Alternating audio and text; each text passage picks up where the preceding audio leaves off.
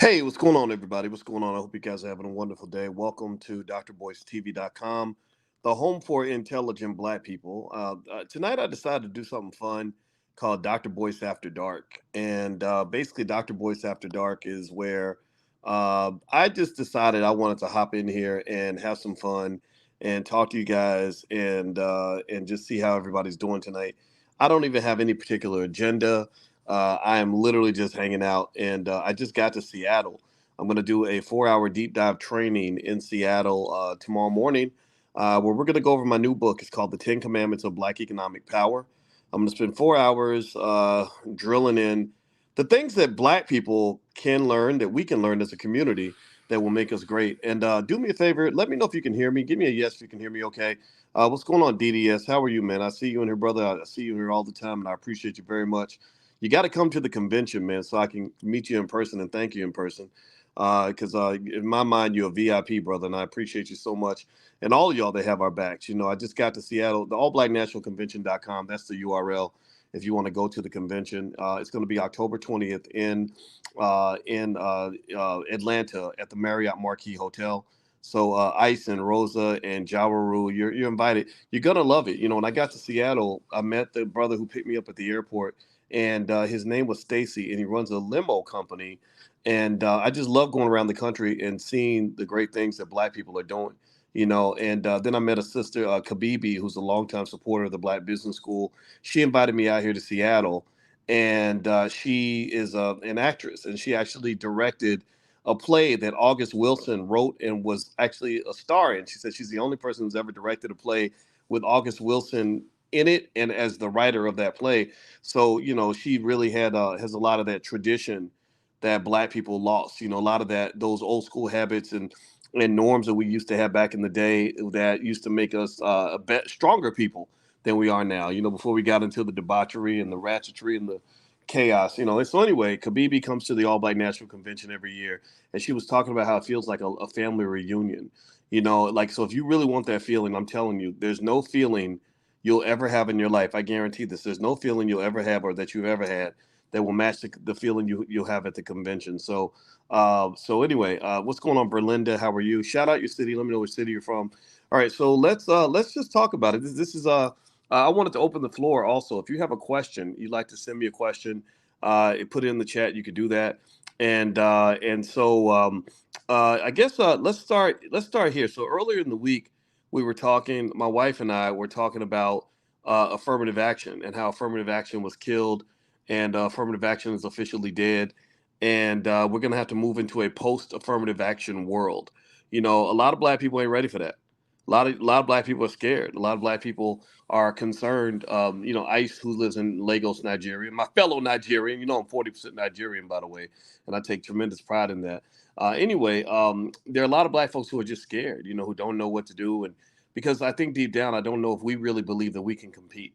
I don't know. What do you think? Give me a yes or no. Do you think that Black people deep down really believe that we can be as effective as white people, and you know, and educate, like that we can actually succeed without affirmative action? I'm not saying that affirmative action is not something that you shouldn't support. I support it because we know racism is real. We know that white people tend to pick each other, but you know, I don't know. I kind of feel like if we put our energy into building our own, it's going to make us better and stronger. Sometimes, you know, when your plate gets broken and you lose the thing that you thought you were going to get, it pushes you to go get something better. You know, like when I lost my job at Syracuse University because I was fighting with them over racial issues.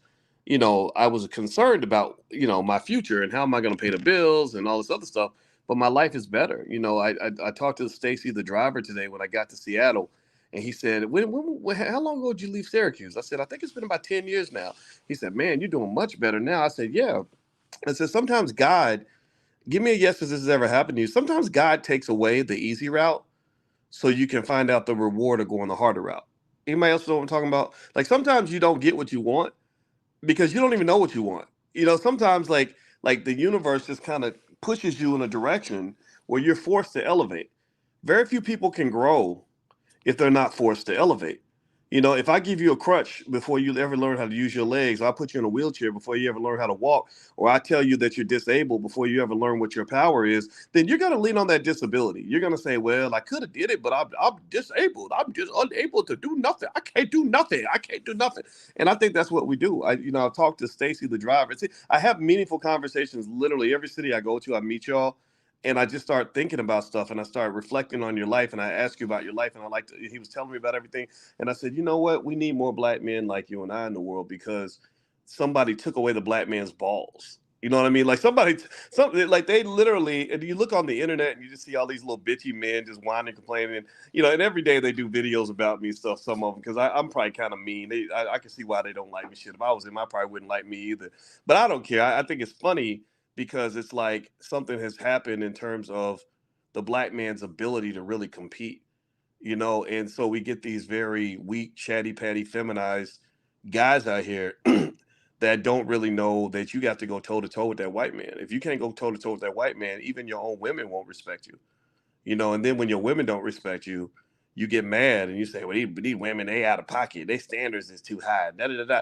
It's like, no, their standards aren't too high. They just want, most women, including animals, believe it or not, when they see two animals fight, like if female animals, watch how female. I saw two female giraffes fight one time, right? They were fighting over territory and fighting over women, and because the giraffes that have the most territory get the most women, and there were two giraffes, a young one and an old one. They were fighting, like almost like the Mac, like yo, bitch chose me, like they were fighting over these women, and literally, it was interesting because I watched the reaction of the women, and the women were like just watching. They were just sitting there watching. And you know what they were doing? This is real. I need y'all to understand this. This is the reality of life. You know what they were doing? They were just sitting to wait and see who won the game or who won the fight.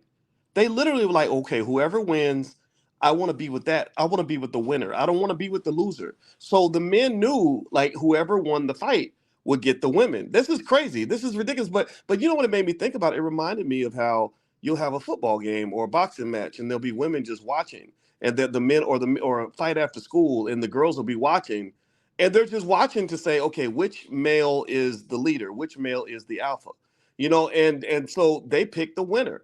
So if you go out here and you stand toe to toe with other men and you get your ass kicked, then women can smell that. They sense that. They might feel sorry for you and say, "Oh, I'm gonna still be your friend" or whatever, but they're not really gonna respect you the way they respect the winner.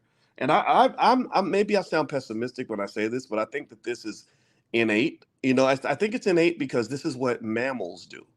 This is what female elephants do, female lions do this. It's interesting, right? So what I'm saying to you, and this is just on my mind right now, but I think with black men, you got to build, you got to strategize, you got to compete, you got to fight. And same thing is true for women. I mean, there's reasons women have to fight as well, but I think that for men, it's just it was refreshing to come to Seattle and meet this guy who started this business, and he's working hard and he's doing his best, and I just had so much admiration for him, not because of how much money he makes. I don't even know how much money he made. I just said, okay, I like what you're made of. I like what you're made of. So anyway, do me a favor. Could you please hit the thumbs up, share, subscribe? Somebody asked me, did I get my Instagram page back? No, not yet. No, Jawaru, I have not got it back yet. I got lawyers on it. We're reaching out to Instagram. My publicist is on it. She's going to the media. So they're opening up all stops to try to get it back. But also, actually, I do have other platforms. This is why you have to have multiple platforms. When you're doing work, if I was doing work that wasn't making a difference, I wouldn't worry so much about stuff like this. But I already knew from the jump when I started doing this work that I was going to have opposition. I knew that there would be white people, because it's hard to do what I do, because the challenge is that you got to fight white people and you got to fight ignorant black people. You got to fight both. Like you got to be ready to battle on two fronts. And this doesn't bother me because I have extreme confidence in my intelligence. I work every day to be a good person. I work every day to be a better man. I'm an OG, like I'm experienced, so things don't scare me easily. Almost nothing scares me, right? So, my mother getting sick, that made me sad, but I do my best to process fear, so I don't. Nothing really frightens me, and I'm ready for the fight But that's the challenge, right? I don't know who my adversaries are. I don't know if my adversary is the white man, because I scare white people and I piss them off. And I'm sure they're gonna, I don't. If I was white, I wouldn't help me. If I was white, I wouldn't. I would try to take me down too. But then you have black people who, unfortunately, maybe because they have not evolved in a certain way, they see like they like who this nigga think he is. Like that's kind of the mindset that you get. I heard somebody say he think he's better than everybody else. I said, no, I don't think I'm better than everybody else. I just think that we can all be great. And I think that you're better than what you claim to be. You've let white folks train you. You've let the world train you to be a scrub and a loser and a bum and a shitty baby daddy and a terrible human being and a ignorant. And I don't think we're supposed to be that. And I think that when we embrace that false culture, see, this is false culture, y'all. They promote this stuff on BET and these other networks. This false culture, it takes the black man out of the competition. It makes him a non-entity. It makes him the laughing stock of the world. And I don't know, give me a yes if you're sick of this. I mean, I'm sick of it. I don't like it. It's not fun. It just sucks to watch this. And then you meet sturdy ass black men like Dr. Claude Anderson, who's like a father to me. And he tells me how men used to think 40, 50 years ago and the stuff that he did and the battles he fought. And I say, okay, now that's greatness right there. I want to bring that back. I want to be a part of that. Those are the types of men that women can depend on. Those are the types of men that your kids can look up to. Those are the types of men that are going to come through for the community. Those black men during Black Wall Street, when the white folks came over to Tulsa, the Greenwood section of Tulsa to loot and to raid and to do things that racist people do.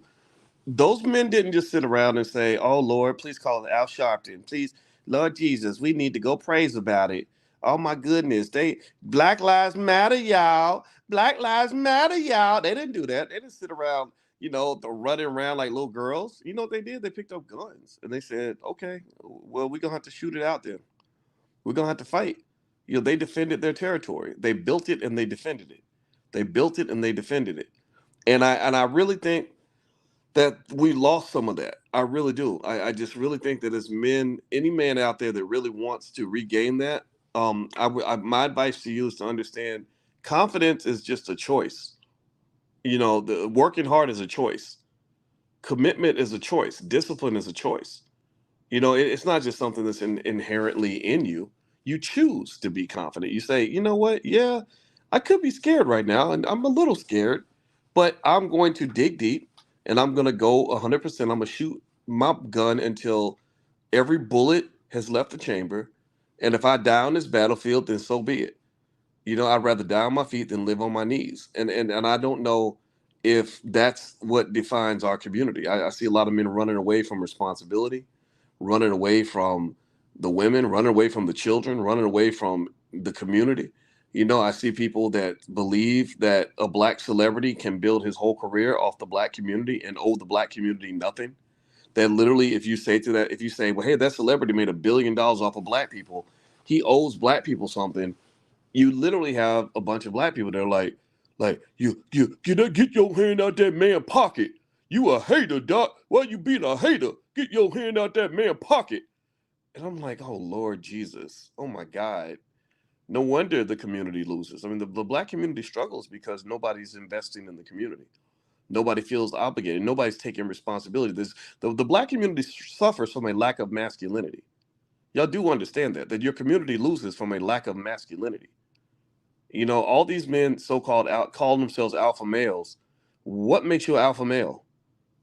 What makes you an alpha male? Because you got a beard and you had sex with 8 women last week, which that might mean you got STDs and babies mamas, but that don't make you an alpha male. An alpha male or a leader male is somebody that takes responsibility for things. A leader male is a solid man. A leader male, alpha male, whatever you want to call it, that's a man that people can depend on. That's a man the children can look up to. That's a man that the women can feel safe with. That's a man that defends his territory. He conquers territory. He occupies it. He controls it, and he defends it. So a lot of the men that claim to be alpha males, you know what they are?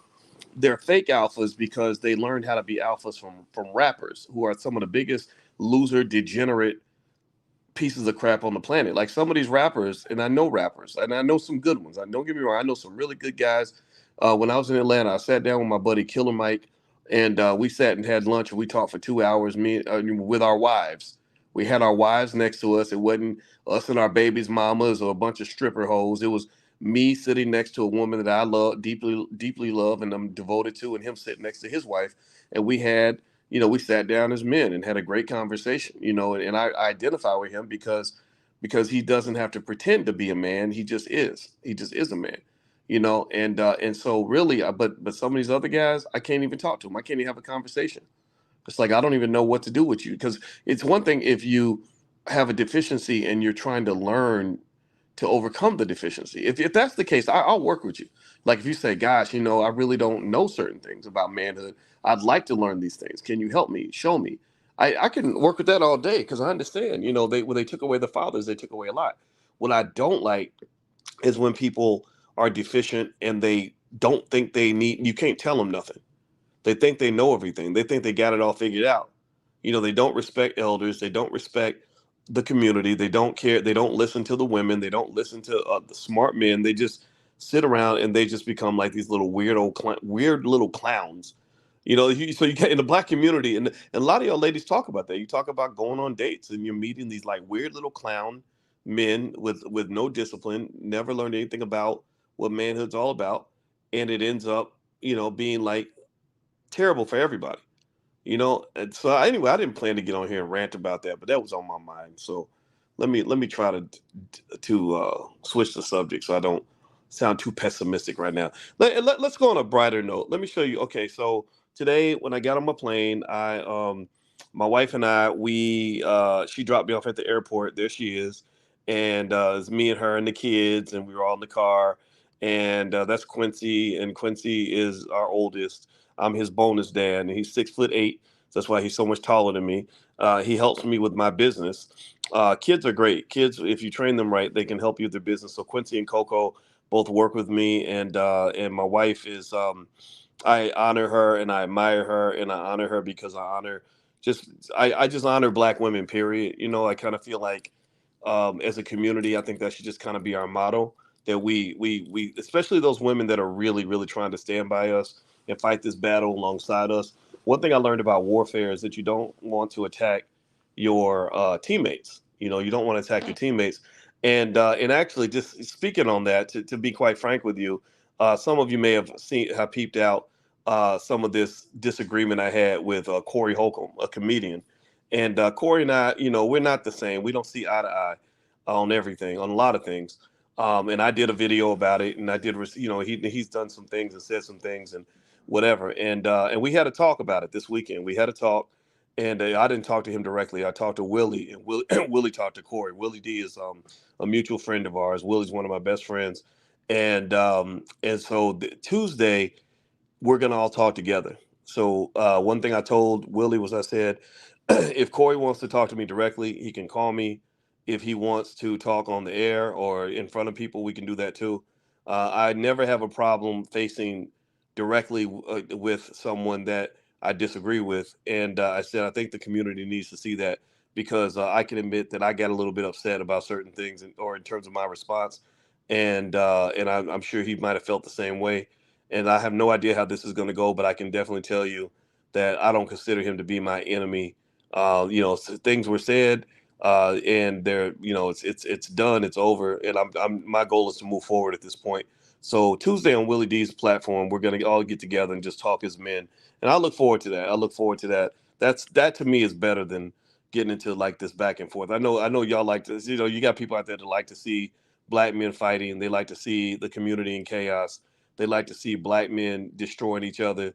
It's entertainment for y'all. Going all the way back to Biggie and Pac, there were people who enjoyed watching Biggie get killed and Pac get killed, and East Coast, West Coast, and all that. And then there were people who kind of said, no, let's move past that. So that's where I'm at. So I did say some things about it. I can't say I ever regret anything that I say. I stand by every word I've ever said it in my whole entire career. But at the same time, not everything needs to be said in a certain way. And so I think you can express your point of view while not necessarily turning it into a shit show. So that'll happen on Tuesday with me, Corey, and Willie. If you want to hang out and see how that goes. Let's see. Also, my wife and I were talking about this week. We did a pillow talk where we were talking about Supreme Court justices, and we were noticing how the two black Supreme Court justices are, one's a Democrat, one's a Republican, one's male, one's female, one's likable, and one's not so likable.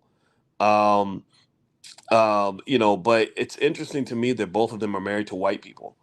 And I think that this kind of speaks to this idea that black love is seen as a dangerous and threatening thing. I would not be surprised if, it's part of J. Edgar Hoover and all the COINTELPRO to destroy the black community. I believe I wouldn't be surprised if they literally said one of our mandates is to make the black man and the black woman hate each other. I really believe that because I know that they definitely did a lot of work. This is all documented. This is all documented. They did a lot of work to make sure black men didn't get together and work together. Going all the way back, so if you watch Godfather of Harlem, they didn't want Malcolm X aligning with Bumpy Johnson. They didn't want the gangster and the activist working together. So I think that there's a consistent effort to not see the black man and the black woman working together. They want to destroy your families. And so I don't think it's a coincidence that Clarence Thomas is married to a white woman who's a Republican and that Ketanji Brown Jackson is married to a white man who's a Democrat. I think that if either one of these people had been married to a black person, remember Clarence had a black wife and he got rid of the black wife and got him a white lady. And I think that if either one of them were married to a black person, I don't think they'd be on the Supreme Court. That's what I believe. And that's the country that you live in. That's just the reality that you're faced with. That's all there is to say about that. Let's see here. All right, so let's see. Relinda says, just for the way you spoke about your wife was disrespectful. Yeah, yeah, and that was definitely Relinda. That was the topic of our discussion. That was I did bring that up, and I said, my wife has not said anything negative about any of you, and I don't think family, like I wouldn't say anything negative about someone else's spouse like that, right? And so, that, and also a lot of that stuff is just untrue. Like there was, there's my wife and I just kind of laugh about it, but like Willie, my wife and I took a picture together at our wedding, and the Chatty Patty Negroes somehow came up with all these inferences about what's really happening in the picture. Like they're somehow body language experts, and then a bunch of them didn't get past the 10th grade. And so it's kind of hilarious. But it's like, and it's really speaking. It really, the thing is, the way you interpret the behavior of a woman is a reflective of the kind of women that you hang out with. If you look at my wife and say, oh, well, she's a thought, she's a hoe, she's really a gold digger, she's really doing this and doing that. What you're saying is that the women you choose are thoughts and hoes and gold diggers. I learned something a long time ago from my daddy called discernment. I learned discernment. Discernment means that when you pick your wife, you don't go to the strip club and pick your wife. When you pick the mother of your kids, you don't go to the gutter and pick up the mother of your kids. In fact, if you're really smart as a black man, you don't hang out in the gutter at all. But a lot of guys, that's what they do. They sit around and they get with these raggedy ass, nasty ass women, and then they complain about them. They get mad, And let's see, please, boys, let Corey be. You won't survive round three. Man, I done survived white people my whole life. I ain't scared of no black people, dude. So stop that shit. That's just silly, man. That comments like that are just, come on, man. Really, you think like I'm a man? You think I'm scared of jokes? Like that scares you? Like, do jokes scare you, Sam? Is that like that? And that's what I'm talking about. We're just built different. Again, I have nothing against Corey Holcomb, and I could talk about it all day. The only reason I don't is because my audience, is intelligent black people. And Kwame Brown had an issue with that. Kwame Brown said, "Oh, he thinks he's better than everybody. He says that he's for intelligent black people." I'm like, yeah, because I want black people to be smart. So the people that I tend to attract are intelligent people, and they don't want to see me doing the same typical nigga shit that happens all over the internet. They don't want to see that, and that's not what I am. So, yeah, I mean, like say what you want, man, but if you're scared of someone talking about you, that makes you kind of like a 12-year-old girl. So, like, stop that. Like, just let's, as men, I'm 52 years old, brother. Like, come on. That's just like immature, and this is something I want to speak on too. And I'm not talking about Corey. Let's let that go because I told you, my goal is to kind of fix that a little bit because I don't want it to be like Boyce versus the comedian. That's just not, I have other things I have to do. But I think also, you got one of the problems you have. The reason your community gets no respect and is broken down the way it is because you got a lot of 45-year-old teenagers running out here. You got a lot of men who, again, it is not their fault. It's really because of entertainment.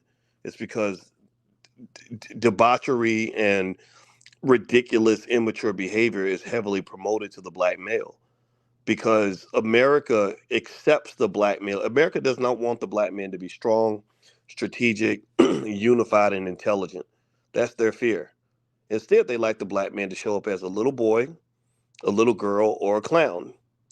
Like if you were to go, seriously, if you look at the most successful, so-called successful black men on TV right now, most of them are either very immature or they put on dresses. Black men put on more dresses than anybody else in Hollywood.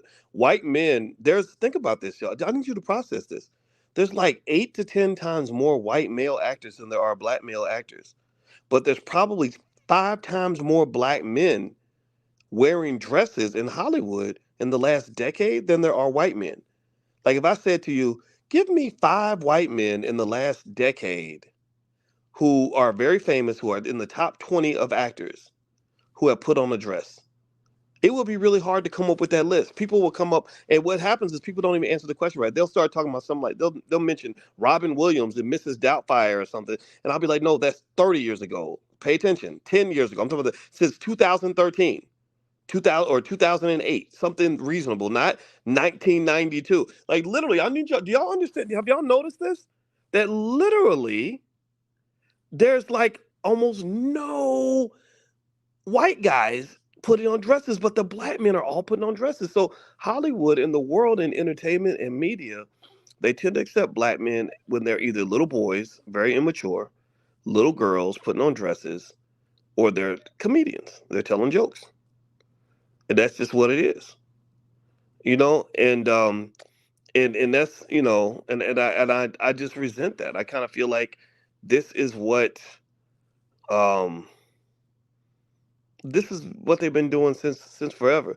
And then what happens is that here's the thing: if you speak up about this stuff, you got to just be ready because not everybody's going to understand. A lot of people are not educated on how white supremacy works, so they're going to fight you, right? Especially, you're 50 years old and you're talking to some 30-year-old, who still has a lot to learn. And so, but they think they know everything. So they come in and they say, oh, that's what you said was wrong, or you're a hater, or that's not true, or they're cheering on any crazy, ridiculous thing that a black person does just because white people paid them money to do it. And it becomes a very difficult conversation. Like, for example, India Arie. Did anybody see that where India Arie was at the Essence Fest and she called out like all the hoism at the Essence Fest? And how black women are, unfortunately degrading themselves. Like Megan the Stallion, they love the fact that she was up there twerking, like jiggling ass cheeks. Janelle Monáe pulls her titty out. Did anybody else see that? Where me and my wife talked about this for like an hour and a half last night. You can go find it on drboycetv.com. But anyway, when India Arie said this, and she's basically saying like this is harming the image of the black woman throughout the world, she got attacked. And here's the thing: people are going to attack you, but again, words don't hurt you. So, what I'm saying to people that see what's going on, you got to use your voice. You can't just try to fit in. Like when you're 45, 50, you can't try to fit in with the 25-year-olds. You can't. You can't just go along with anything just because it seems cool, just because it'll get you opportunities, just because you don't want people to think you're bad. No, you got to be like your parents. Your parents were the biggest haters in the world. Like I don't know if anybody else had parents like this, but my parents would be like, "That's stupid." One time I went on, quite frankly, with Stephen A. Smith, a ESPN show, and Method Man was on the show. And Method Man said something that my father knows I disagree with, and I just laughed along and didn't say nothing because I didn't want to like mess up the vibe, right? And do you know my father said to me, he called me, he said, don't you ever sit there and co-sign on bullshit. He said, if you know something's ignorant, never co-sign on ignorance. You never co-sign on ignorance. So when India Arie speaks up and she's talking about, the way Megan Thee Stallion, a very talented artist, and Janelle Monáe and other talented artists are basically selling their bodies like prostitutes on the stage. Anybody they could buy a ticket for admission could see Janelle Monáe's titty and all this other crazy stuff. And you're promoting sexuality to little children. Little black girls are being raised to understand that if you can't shake it, jiggle it, act like you're gonna suck it, then you're never gonna get an opportunity. And think about this. These little girls grow up, they get to be 12, 13 years old, they start hanging out with older men, they getting raped and everything, and then everybody want to turn around and say, well, it's black men's fault. Black men this, black men ain't around, ain't nobody protecting black girls. Who's protecting black girls? Well, India Arie's trying to protect black girls, and every time somebody tries to protect black girls, y'all get mad. People get mad. Oh, you being a hater. Well, that's because you're having trouble dealing with the inherent conflict of your constant thirst for white acceptance and money with the fact that your community is constantly under fire. You can't sort of you don't know how to balance the two. You don't know how to balance between saying, okay, how do we raise our kids right versus how do we get successful and get white people to put us on TV? Because the way racism works and the way white supremacy works is they're not going to put black people on TV typically for being righteous, thoughtful, intelligent black people. They could put you on TV for being a clown or a hoe, because that's what they think of you. That's what they think of you. Like, again, every group has the stereotypes. Asian people, they think they're good at math, so they'll hire the Asian guy to do math and the Indian guy to do math and computer science or whatever. They think Jewish people are good with money. They'll hire the Jewish banker and the Jewish lawyer and all this other stuff. Black people, they think you're good at, like, twerking, and that's why Megan Thee Stallion was on a Marvel show called She-Hulk. It was a terrible show. And She-Hulk, do you know why she was on She-Hulk? Seriously, she was teaching the She-Hulk how to twerk. That's what it was. Or if you see a rapper, if you see a Snoop Dogg on the show like that, he's there for comic relief, and he's there. He's the guy that smokes so much weed that he's literally got smoke coming out of his nose everywhere he goes. That's the image that they have of you. So media is very dangerous. And so I applaud India Arie. I stand by. I support that. I'm like, thank God somebody's got the courage to say that. And the key thing is, like, you can't, and where people like India Arie inspire me is it reminds me, like, if something has to be said, you got to just say it. That's it. Yes, we are live, J2. I am live. But even if I wasn't, it still wouldn't matter. But I am live. You just have to say it. You have to say it, and then people get mad. You say it again. Fuck, I mean, seriously, like, to hell with that. Like, you don't see what's going on here. Take away the money. Take away the money and the fame, and then focus on the dark side. What's the dark side of, like, you look at this image, Janelle and what's her face, Megan, selling vagina on every corner. Like, what's the dark side of that? The dark side is molestation, it's rape, it's drug abuse, it's poverty, it's more trauma. It's all these things that all of them have gone through. But for some reason, we celebrate that. And there are lots of celebrities out here, and I'm even talking about some of the males like DMX and R. Kelly, who don't need another record deal. They need healing. R. Kelly never needed more money and more fame. R. Kelly needed a therapist. But because he was rich and famous and on TV, everybody thought he was okay. Everybody thought that what he's doing must be right because white people liked it and they give him money to do it. And then black people start going along with it because our goal has been always to be accepted by white America. And so as a result, you end up celebrating things that are so debaucherous that there are some people who even compare it to devil worship, which I'm not a religious person, but I'm like, well, I guess if there was such a thing, this would be it. I just don't understand it, to be honest with you. By the way, my website is boycewatkins.com. If you could hit the thumbs up button, thumbs up, share, subscribe. Also, if you'd like to get stock alerts, I send stock tips out on a weekly basis. You can text the word stock to 31996. I will text you a copy of our $5 a day investing plan that will help any family, no matter how poor you are, go from poverty to wealth within one generation. It's very easy to do. A 5-year-old could do it. But you got to take the steps. It's very easy and it's free. Also, I'll send you a list of AI stocks that I believe are going to do well. I'll also text you a list of Chinese stocks. I'll text you a training I did called How to Make Money Without Working. I will make you the smartest investor in your family. So feel free to text the word stock to 31996. All right. So I told you guys about today. So that's my wife dropping me off at the airport. And earlier I saw this that was really interesting. I saw this thing with Zendaya. I didn't know anything about Zendaya, but I'm super impressed with her. This girl, apparently she forced Disney to put black actors in her Casey Undercover show, which I thought was really, really cool. I like Disney. I like Zendaya. I think she's a pretty awesome lady. And what else happened this week? Last night, my wife and I were also talking about Kiki Palmer.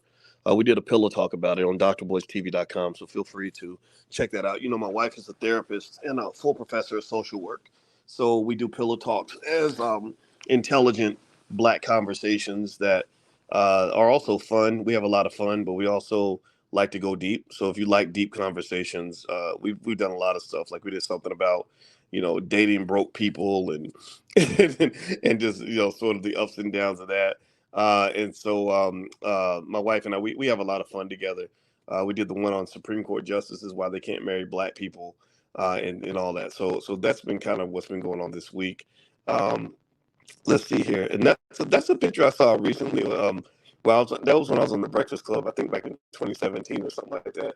And that was always interesting. Trips to the Breakfast Club are fascinating because you see a lot of rappers that they're interesting to me because a lot of them are geniuses, but it's almost like because the culture is so debaucherous, it's like they hide their intelligence. Like I see, like there was one rapper named Trinidad James. I don't know if you remember Trinidad James. He did the song where he said, "Gold all in my chain, gold all in my ring, gold all in my watch. Don't believe me, just watch." Anybody remember Trinidad James? Anyway, he was such a buffoon that everybody thought it was a caricature. Like when I put the video on my Facebook page, and who knows, maybe that's why they took down my Facebook page because I was sharing stuff like that. I said, this is kind of crazy. This is like buffoonery. And people were like, no, Doc, that's a spoof. That video's a spoof. And I thought it was a spoof. But anyway, Trinidad James came to the Breakfast Club the same time I did. And everybody was telling me how intelligent he was. They were like, no, Doc, he's really not that bad. He's actually very intelligent. And I remember thinking, do you understand how weird it is that we live in a world where intelligent black men pretend to be stupid just so they can fit in? Give me a yes or no if you think that's a little bit strange. How many of y'all think that's weird? Do white men have to hide their intelligence? If they're smart, do they pretend to be stupid so they can fit in with other white men? Do Jewish men have to hide their intelligence? Are they ashamed to be smart? Do they when they read books, do people say, "Oh, you acting white or you acting Canadian?" Like do they get clowned? Do they get shamed for that? I think the African American community, I think we're the only people where children, it starts when they're kids.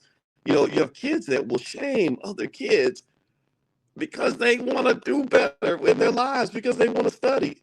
Or we make fun of people because they have a healthy life. Like you're not traumatized. Like you didn't get beaten and raped when you were a kid, and you didn't grow up in extreme poverty, and you had plenty of food, and you didn't damn near starve to death. Like we almost think that's like embarrassing. Like you're not really black. It reminds me of how Joe Biden used to think, or how he said that if you don't vote for me, then you ain't black.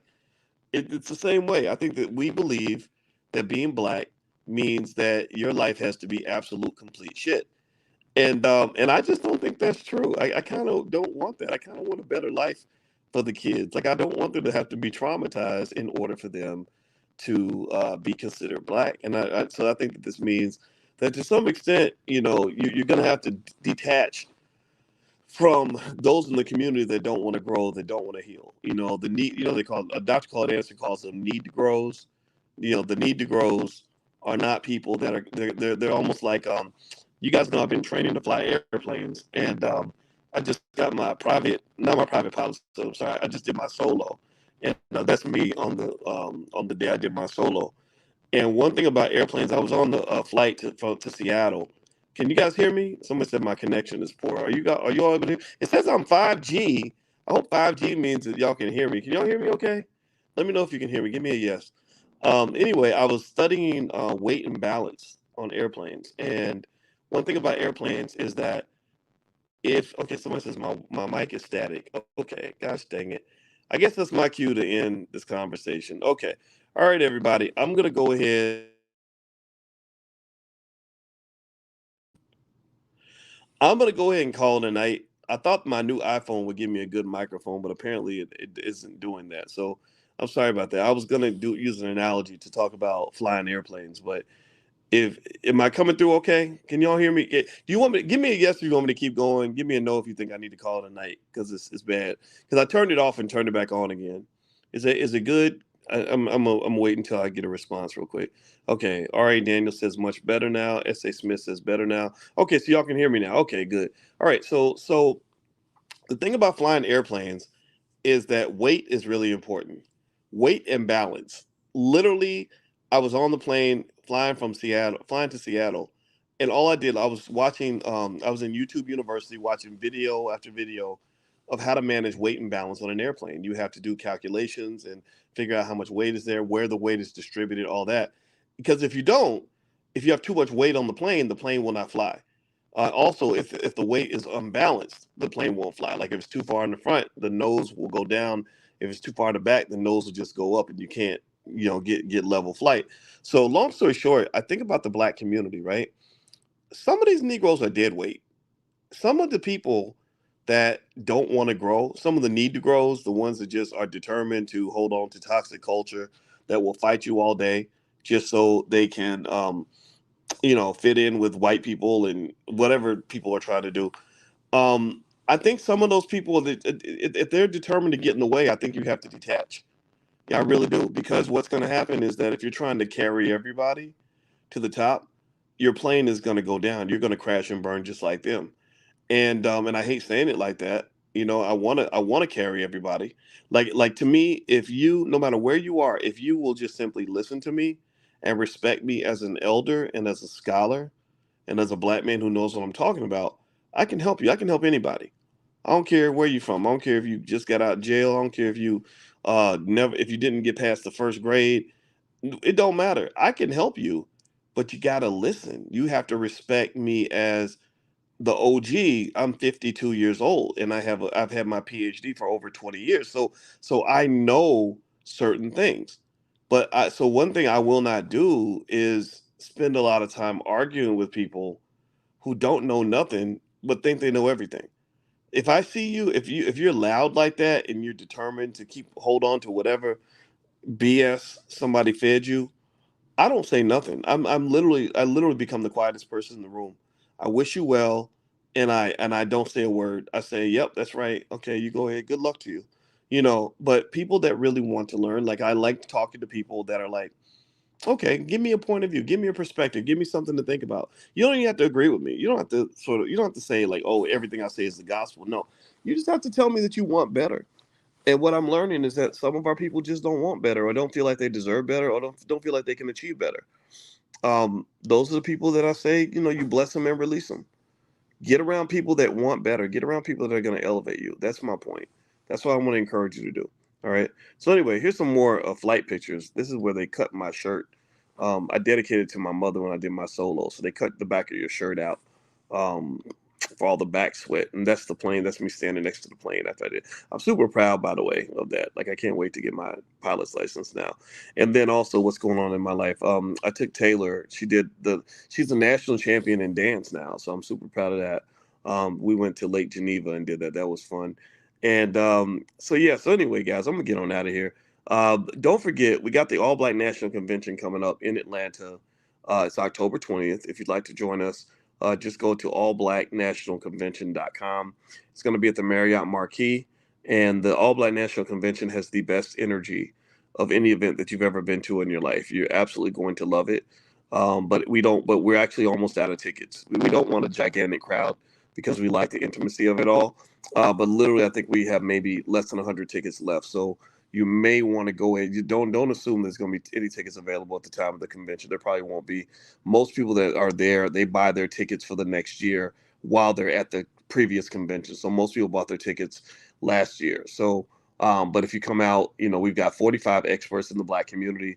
These are not typically people you're going to see on TV, but they're the smartest, they're our best and brightest, and that's who we celebrate. We're not celebrating somebody just because they got a record deal or a book deal.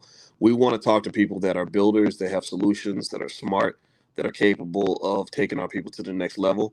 I don't have a lot of faith in the celebrities, to be honest with you, because I think they're too invested in this false idea of integration as a pathway to Black success. It doesn't mean integration is always bad.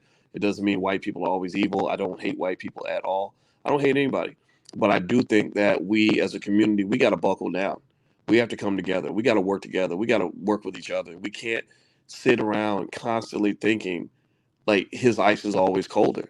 I think Black ice is the coldest ice, and that's true every single day of the week. So my goal is not to build bridges. My goal is to mobilize. So if that is something that you identify with on some level, just go to allblacknationalconvention.com. Not only do we have the passes and tickets, we got spaces for vendors. If you have a Black-owned business, everybody there is prepared to buy Black. They all want to buy Black. They have money. They're ready to buy. So if you have a business, you're trying to get it off the ground, you're trying to make money, trying to quit your job, whatever, they will support you if your product is a quality product. And then also we have sponsorships where I'll promote you on my platform. So if you want to sponsor the convention, so feel free to go to allblacknationalconvention.com. And also just in case you haven't done this yet, if you want the profit alerts of the stocks that I like, just text the word stock to 31996. So that information is on the screen also. So God bless you guys. Thank you so much. Love you. And I'm going to go to sleep now. I'm going to be speaking in Seattle tomorrow. And so if you wanted more information about the event, just go to boycewatkins.com in case you live in Seattle or in the area. All right, everybody. Have a good day. Actually, I think the Seattle event, though, is sold out, though. So I don't know if I spoke too soon. But I know that they got a better turnout than they expected. So I was really honored that there were so many people in Seattle that agree with the message, and all of y'all out there. I mean, I just want to encourage you, believe in yourself, choose confidence, choose to keep marching forward. You are the best and the brightest. You are the talented 10th. You are the ones who are going to lead us out of this mess. Your family is going to elevate above other families. You will have it all. You can have it all. You can make it happen, but you got to march forward. You got to keep going. You can't stop. Can't stop, won't stop. Don't let nobody distract you. Don't let anybody scare you. You deserve it. You deserve an excellent life. Your children deserve a wonderful life. Your grandchildren deserve a wonderful life, and they will have these things. I promise I will help you as much as I can, and I want to see you win. So that's how I feel. That's what I'm thinking on this night at 1 o'clock in the morning in Seattle. So let me take my Black butt to bed. God bless you. Hit the thumbs up button on your way out if you can, and I'll see you guys soon. Take care now. Peace.